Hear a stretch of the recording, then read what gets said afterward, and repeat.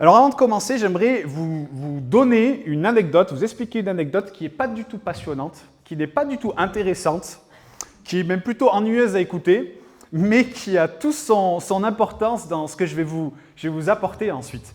Il y a quelques semaines, je m'apprêtais à préparer une tarte aux pommes. Alors j'aime beaucoup cuisiner, j'aime préparer des bonnes choses à manger, principalement pour moi plus que les autres, mais j'avais envie d'une tarte aux pommes. Et donc, j'ai une recette de pâte brisée que je maîtrise sur le bout des doigts. Et donc, j'ai commencé à préparer ma pâte brisée comme d'habitude. Et elle était belle, elle était parfaite, je l'étale, je la mets en place. Et ensuite, je vais pour chercher mon plat à tarte que j'utilise tout le temps, qui est mon plat à tarte favori, qui est, pour le détail, un plat à tarte en aluminium. Okay ? Pas un plat à tarte en verre, mais en aluminium.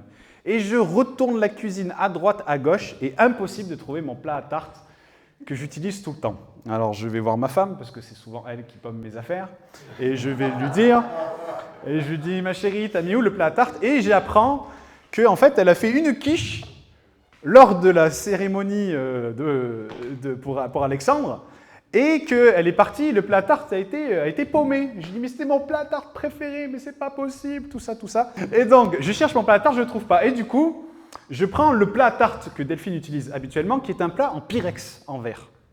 Je prends mon plat en Pyrex, je mets ma pâte à tarte dedans, je dresse mes pommes, je mets mon sucre roux, je mets mes petits rebords croustillants sur le dessus, et j'enfourne tout ça au four.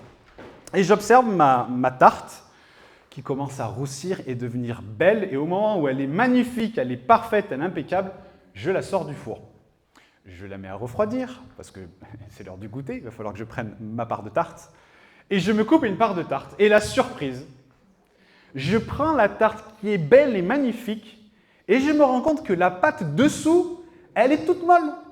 Elle est toute molle, elle n'est pas grillée, je la prends, elle se casse comme ça dans mon assiette. Mais je dis, mais c'est pas possible, je réussis toujours mes tartes. Et je me dis, à tous les coups, ça vient du plat à tarte. Et je me suis aperçu que le Pyrex, les plats en Pyrex, font moins passer la chaleur que les plats en aluminium. Et donc, de ce fait, ma tarte qui était magnifique sur le dessus et qui paraissait être prête, s'est retrouvée toute molle à cause du fait que je n'avais pas le bon plat et que la chaleur a été bloquée par le Pyrex. Okay ? Maintenant, vous gardez ça en tête et on va ouvrir le livre d'Osée. Et on va regarder le chapitre 7 et versets 8 et 9. Et vous allez voir qu'il y a des petites connexions qui vont se faire dans nos cerveaux. Je vous ai dit ceci, Éphraïm s'est mêlé avec les peuples. Éphraïm est un gâteau qu'on n'a pas retourné. Des étrangers ont consumé sa force et il ne le sait pas. Des cheveux gris sont aussi parsemés sur lui et il ne le sait pas. Cette parole, elle a été donnée par Dieu au prophète Osée à l'encontre d'Éphraïm. Alors j'ai fait une découverte récemment. Quand vous lisez les petits prophètes, à savoir Jérémie, Ésaïe, Osée et tous les autres, quand il nous est parlé d'Éphraïm, ce n'est pas la tribu d'Éphraïm, mais en fait ça représente les 10 tribus d'Israël du royaume du Nord. Donc en fait c'est vraiment pour mettre en contraste avec Juda. Donc quand il est dit là Éphraïm, c'est les 10 tribus. Et il dit que, de la part de Dieu, que Éphraïm, ces 10 tribus, sont semblables à un gâteau qu'on n'a pas retourné. Alors pourquoi cette drôle d'image? Tout simplement parce que Éphraïm, il nous est dit dans ce passage, s'est mêlé avec d'autres peuples. Quand on y réfléchit, un gâteau qu'on n'a pas retourné, c'est en fait un gâteau qui est cuit que d'un côté. Il est cuit sur le dessus, mais il n'est pas cuit sous le dessous, un peu comme la tarte dont je vous ai parlé juste avant. C'est-à-dire que ce gâteau, il est beau en apparence, il a l'air cuit, il a l'air bon, mais en réalité, il n'est pas consommable, il n'est pas bon à manger pour celui à qui il est donné. Et c'est ce que Dieu dit à l'encontre d'Éphraïm à plusieurs égards, c'est qu'ils ont choisi une voie, mais sans totalement suivre Dieu de manière entière. Ils ont écouté les recommandations de Dieu, ils sont dans les choses que Dieu les a appelés à vivre, mais ils ne sont pas totalement engagés pour Dieu. Ils avaient une forme partielle d'obéissance, mais il restait cependant beaucoup de rébellion dans leur cœur. Et ça, c'est un peu ce qu'on peut être parfois dans nos vies chrétiennes. J'aimerais juste faire un petit récapitulatif, mais lorsqu'on est de nouveau, qu'on donne notre vie au Seigneur, qu'on choisit de le suivre, La première chose qu'on commence à faire, en fait, c'est nous dépouiller de notre vie passée. C'est-à-dire que j'allais dans une direction et j'ai une conversion profonde et maintenant je change de direction et je vais à l'opposé de ce dans quoi je vivais. Je refuse toutes ces œuvres mortes dans lesquelles j'étais auparavant. Et on essaie de se débarrasser de ce que la Bible appelle notre vieil homme, de ce que nous étions avant avec l'aide de Dieu pour être renouvelés dans notre esprit et dans notre intelligence. Maintenant, ça, ce n'est pas quelque chose qui se passe une fois et c'est terminé. Je soupire après ça, j'aimerais que ce soit comme ça, sûrement vous aussi, qu'on rencontre Dieu, nos vies sont changées, nos vies sont transformées et maintenant on marche et tout va bien se passer. Mais ça ne se passe pas comme ça. Ce renouvellement de l'intelligence, ce dépouillement de notre vieil homme, c'est un truc qui est à faire tous les jours et tous les jours et tous les jours. C'est-à-dire que tous les jours, on va crucifier un peu plus notre chair pour que ce que Dieu nous appelle à être puisse prendre toujours plus de place. Et cet état de cœur dans lequel nous choisissons de suivre Christ et en le laissant transformer notre vie après jour, ça, ce n'était pas le cas d'Éphraïm. Éphraïm, ils avaient été choisis par Dieu, ils avaient été emmenés dans les plans et les projets de Dieu pour leur vie. Mais le problème, c'est qu'ils se sont tenus près de ce feu, mais la cuisson de leur cœur, la cuisson du gâteau de leur vie n'a pas été totale. Et à cause de ça, ils étaient partiellement aboutis dans ce quoi Dieu les appelait à être. Et en fait, ils sont tenus à l'écart de ce feu. Et ce feu, c'est Dieu. Ce feu, c'est notre relation avec Dieu. C'est notre intimité avec Dieu. Et lorsqu'on est près de ce feu, le gâteau de nos vies, il est cuit. Mais le problème, c'est qu'Éphraïm s'était éloigné petit à petit de ce feu et ils se sont retrouvés être ce gâteau qui finalement n'était pas comestible. Et comme on a entendu ce week-end avec beaucoup de force, vous et moi, on a été placés dans ce monde pour rayonner, j'ai envie de dire, de ce feu de Dieu, de cette relation avec Dieu, des choses que nous trouvons auprès de Dieu. Et on est appelé à nous lever et à marcher pour Jésus avec des vies qui ne sont pas compartimentées. On ne peut pas se balader dans notre vie tous les jours, pour reprendre l'image, en étant des gâteaux qui sont cuits d'un côté et qui sont complètement mous de l'autre. Et c'est vraiment une première question que j'aimerais nous poser à chacun aujourd'hui, c'est quel est l'état de nos cœurs ? Quel est l'état de nos cœurs devant Dieu ? Quel est l'état du gâteau de nos vies devant Dieu ? Est-ce qu'on est des gâteaux qui sont cuits des deux côtés ? Ou est-ce qu'on a compartimenté nos vies avec des choses qui ne sont pas réservées et qui n'ont pas été mises devant le feu de Dieu ? Parce que les deux côtés de ce gâteau, en fait, ils imaginent finalement deux choses auxquelles on est exposé. Il y a une face du gâteau de nos vies qui est exposée au Seigneur, à notre relation avec Dieu, et il y a une autre face qui, elle, est tournée vers le monde. Mais cette face qui est tournée vers le monde, elle ne doit pas être froide, elle ne doit pas être molle pour autant sous prétexte qu'elle est tournée vers le monde, parce qu'elle aussi, elle doit être entretenue par notre relation avec Dieu. Vous savez, j'en parlais hier, mais il y a beaucoup de personnes qui luttent dans leurs pensées, qui ont des pensées impures, des pensées sexuelles, de la colère, des désirs de vengeance, qui ont tout un tas de choses. Et des fois, qui me voient en disant « mais je ne m'en sors pas de ça, je n'arrive pas à m'en sortir ». Et lorsqu'on discute avec ces gens, je leur pose souvent la question, je leur dis « mais quand vous êtes dans la présence de Dieu, est-ce que vous avez des pensées comme celle-ci » J'aimerais vous poser cette question. À l'instant même, maintenant, est-ce que vous avez des pensées impures qui viennent dans votre tête ? Non.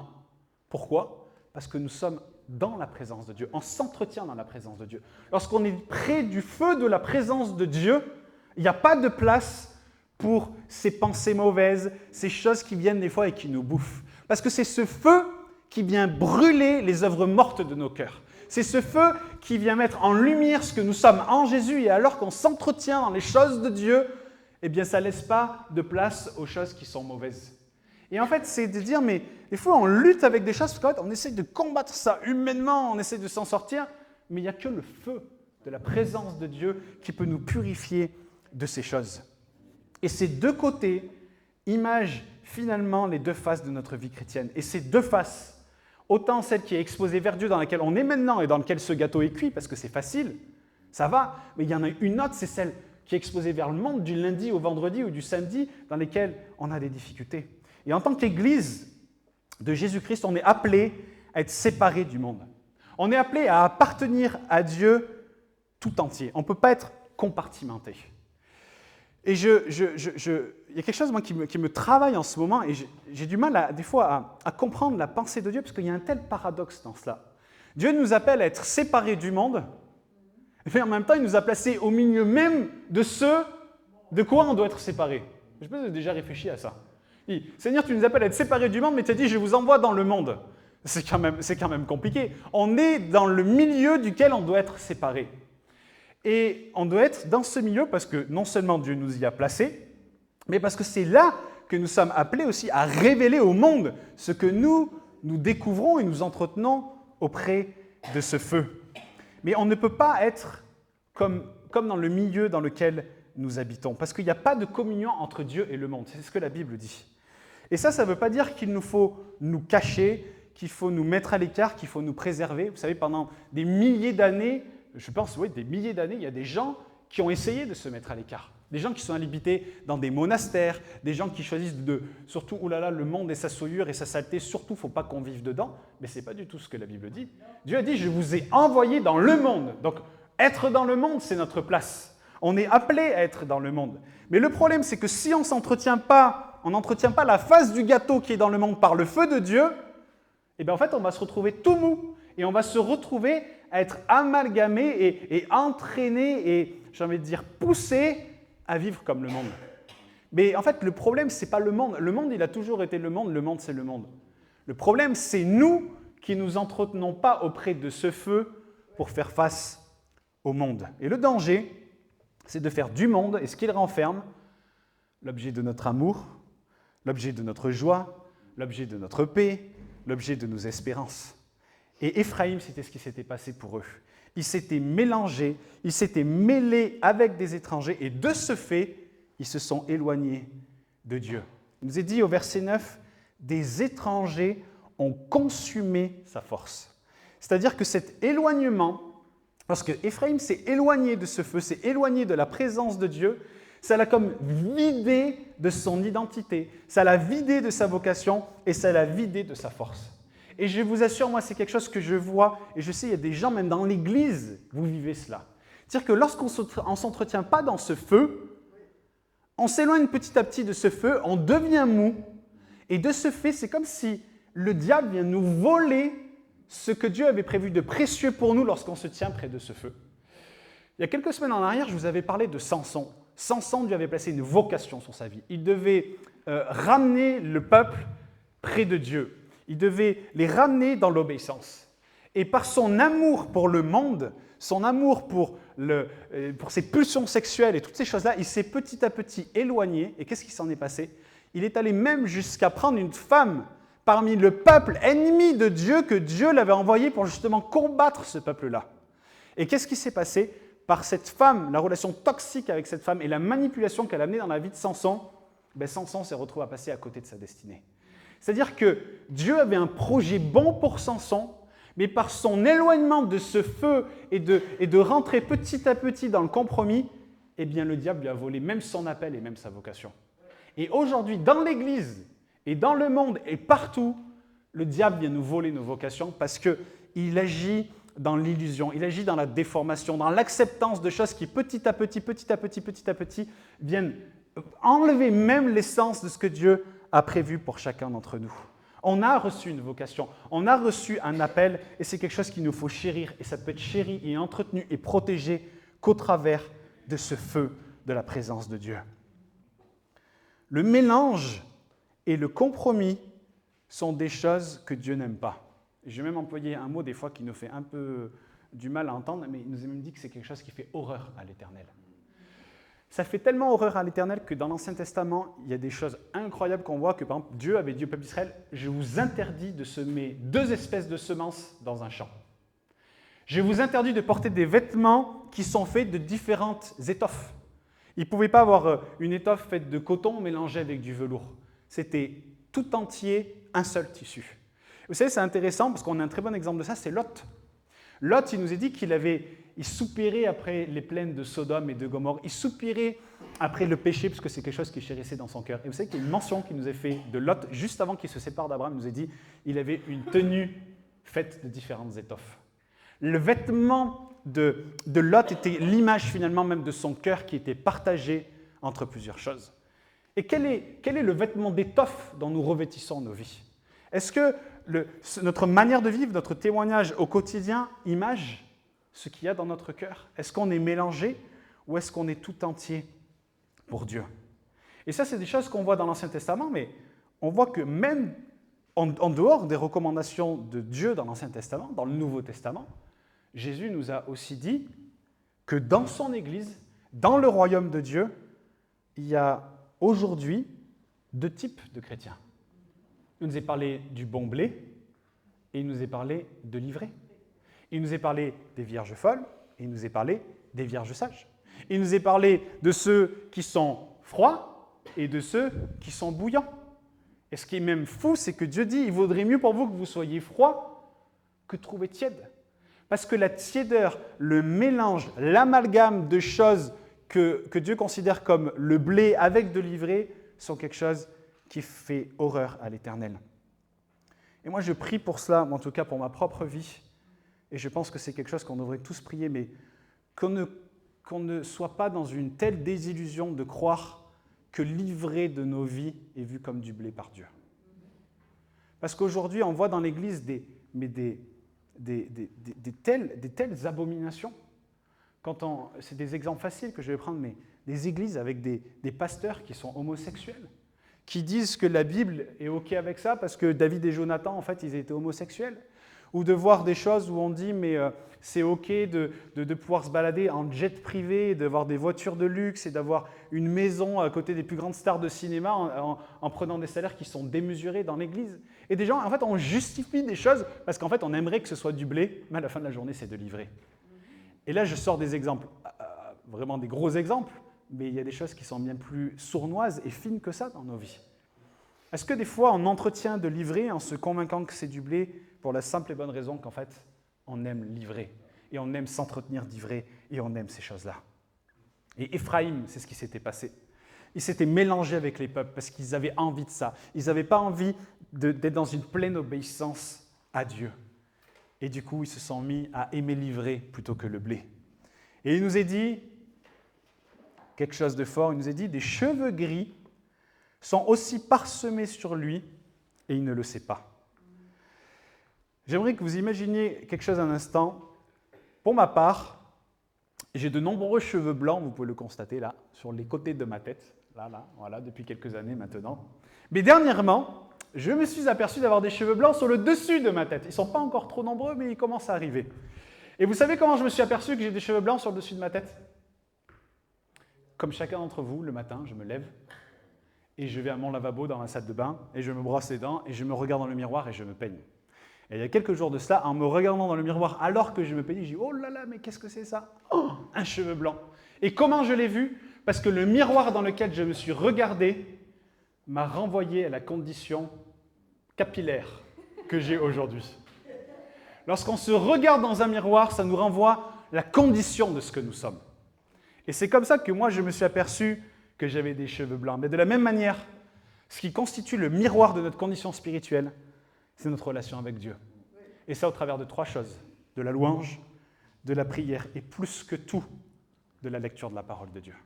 C'est la parole de Dieu qui nous renvoie à ce que nous sommes. C'est la parole de Dieu qui nous montre ce qui est la vérité, ce qui est le bon blé, pour nous confondre dans l'ivraie de nos vies. Et il y a un passage incroyable dans Jacques, au verset 23-24. Il nous est dit ceci: « Si quelqu'un écoute la parole et ne la met pas en pratique, il est semblable à un homme qui regarde dans un miroir son visage naturel et qui, après s'être regardé, s'en va et oublie aussitôt qui il était. » Est-ce que vous imaginez, il est bon de comprendre ce verset. Vous vous regardez dans un miroir, vous voyez ce que vous êtes, vous retenez ce que vous êtes. Donc dans mon cas, oh là là, j'ai des cheveux blancs, tac, tac, tac. Et puis je descends les escaliers et je vais, et puis c'est comme si je disais, ah ben non, en fait, j'ai les cheveux, ils sont comme quand j'avais 12 ans. Mais pourtant, il y a quelques secondes avant, le miroir m'a renvoyé à la condition de ce que je suis. Mais parfois, lorsque on ne regarde pas et qu'on ne met pas en pratique la parole de Dieu, c'est ce que ce verset dit. Il dit en fait, vous êtes vus pour ce que vous étiez. Dieu vous a montré ce que vous êtes selon son cœur et ses préceptes, et vous dites, ah ben non, en fait, c'est pas vrai. Ah ben non, en fait, c'est pas vrai. Et Éphraïm, c'est ce qui s'était passé pour eux. Ils avaient perdu cette relation avec leur miroir. Ils avaient perdu cette relation avec ce logos de Dieu, cette parole déclarée qui met en lumière l'intention des cœurs. Éphraïm avait perdu cette relation avec celui qui l'avait fait sortir d'Égypte et avait finalement perdu l'essence même de leur identité sans en prendre connaissance. Lorsque Dieu a fait sortir le peuple d'Égypte, c'était pour les envoyer vers une terre promise, une terre qui allait être là pour eux et ne pas partager avec les autres. Mais peut-être par manque de foi, peut-être par manque de confiance en Dieu, peut-être par manque de compréhension du plan de Dieu pour leur vie, ils se sont mélangés.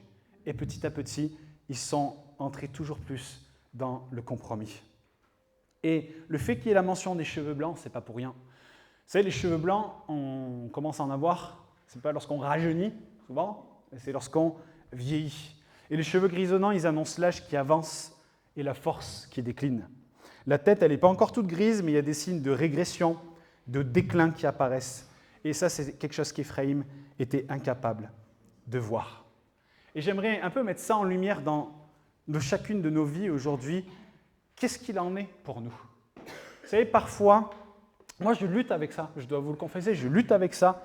On essaye parfois, en tant que chrétien, de naviguer entre deux eaux. On essaye de naviguer entre les eaux du monde et des hommes et celles de Dieu. Mais ça ne pourra pas nous faire devenir ces gâteaux qui sont appelés à être cuits des deux côtés. On ne peut pas avoir un pied dans le monde et un pied avec le Seigneur. Notre marche en tant que disciple de Jésus, elle est appelée à être partagée avec personne d'autre, avec aucun autre, avec aucune autre croyance, parce que c'est que pour lui. On l'a chanté, on lui rend gloire, on doit lui rendre gloire dans tout ce que nous sommes. On ne peut pas dire « je choisis de te suivre jusqu'à 60%, après je laisse tomber ». Vous savez qu'il y a des gens dans la Bible, ils ont fait ça. Il nous est parlé qu'il y avait les 12 disciples, et après il y avait un autre groupe qui évoluait autour de Jésus, qui était les 70 disciples. Et à un moment donné, Jésus va parler sur le fait qu'on doit aimer notre prochain, qu'on doit aimer Dieu de tout notre cœur. Et il nous est dit que ces gens-là se sont approchés de Jésus, ont dit « Seigneur, cette parole, elle est trop dure, qui peut l'écouter ?» Et vous savez ce qui s'est passé? Ils ont dit « C'est tellement dur, en fait, nous on arrête maintenant, allez on rend l'éponge et on va rentrer chez nous. » Parce qu'en fait, c'était des gens qui n'étaient pas prêts à suivre Jésus jusqu'au bout. Ils étaient prêts à être un gâteau mi-cuit, mais entièrement cuit. Ah non, c'est trop. Non, je ne veux pas. Et ils ont abandonné Dieu pour ça. Mais si vous êtes là aujourd'hui, c'est que vous êtes nés de nouveau, ou qu'il y a quelque chose, il y a un attrait pour les choses de Dieu qui commence à être là dans vos cœurs. Il faut bien comprendre que la vie pour Jésus, c'est une vie à 100%.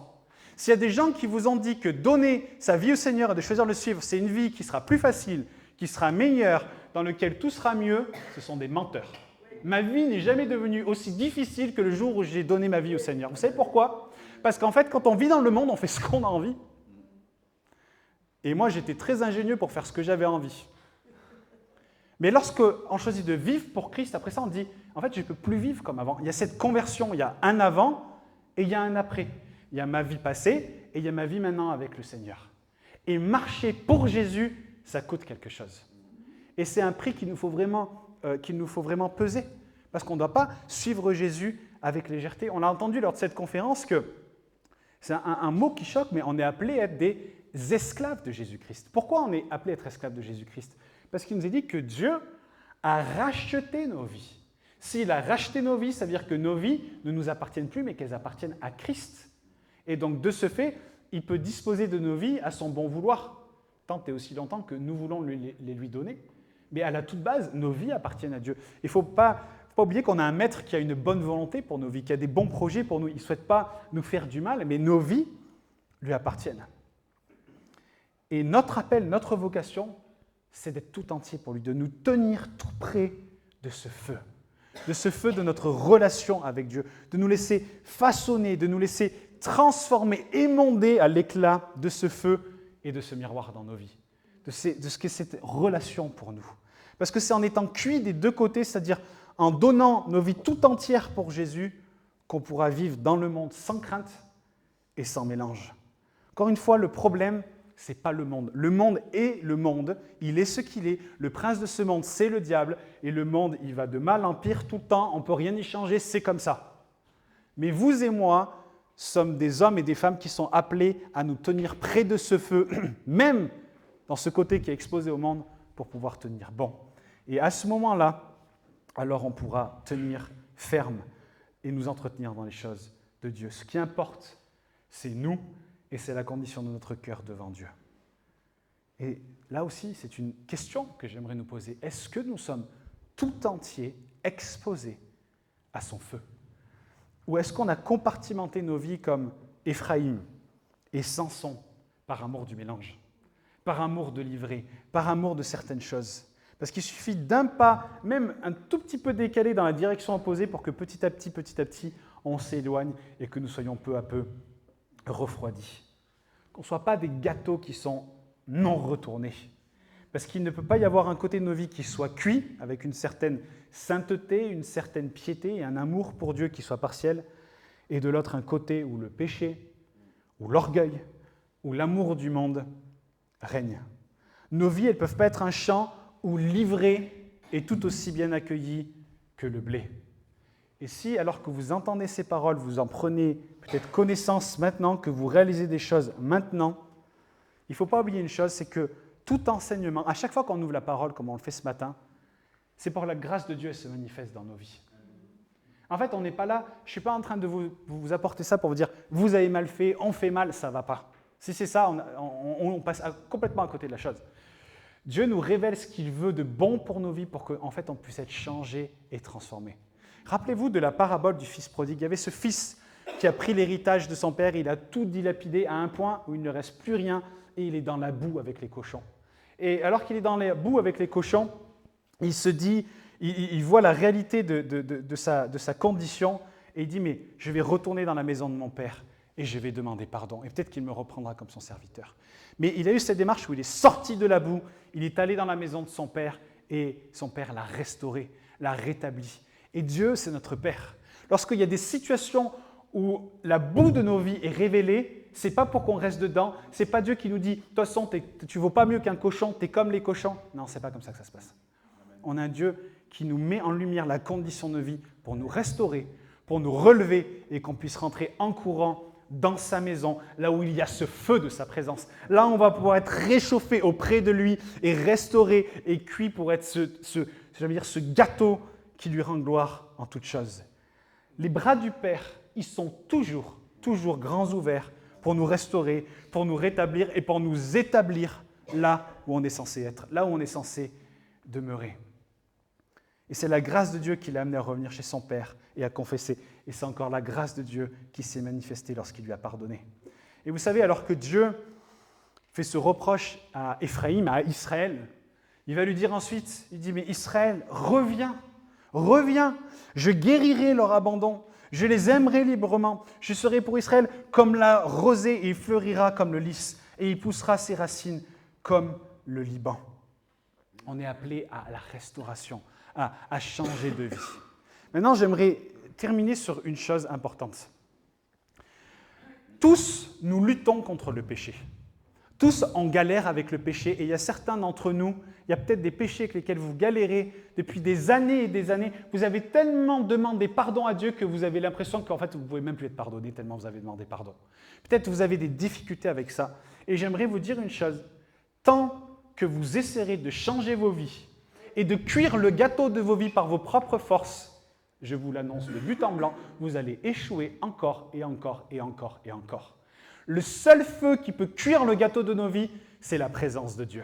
Maintenant, vous et moi, on vit dans un monde où Satan règne et où le péché est une loi qui agit en permanence.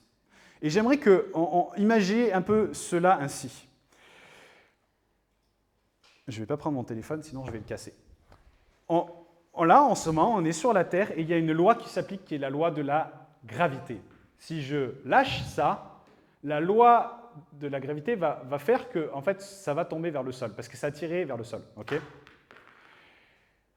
Maintenant, si je veux lutter contre cette loi, je peux essayer. Regardez, je vais essayer de lutter contre la loi de la gravité. Vous êtes prêts? Bon, j'ai lutté une seconde, mais la loi de la gravité a repris le dessus sur moi. Pourquoi? Parce que c'est une loi. Une loi, c'est valable en permanence. La loi du péché, c'est une loi, que vous le vouliez ou non, qui vous attire toujours plus bas dans le péché.